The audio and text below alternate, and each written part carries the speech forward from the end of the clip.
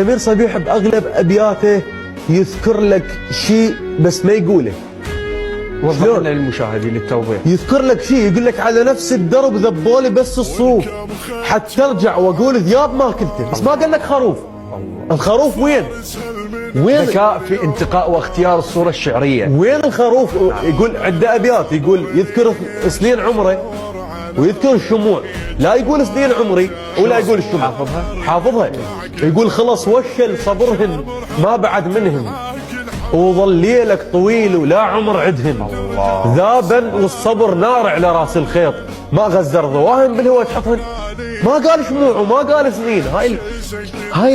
هذا الفن بالكتابة، هاي الحياتية، سيوف الحياتية اللي بشعر سمير صبيح. شفت عصفور ميت كل جرح ما بيه. نقدر نقول كوكب شعر واحدة.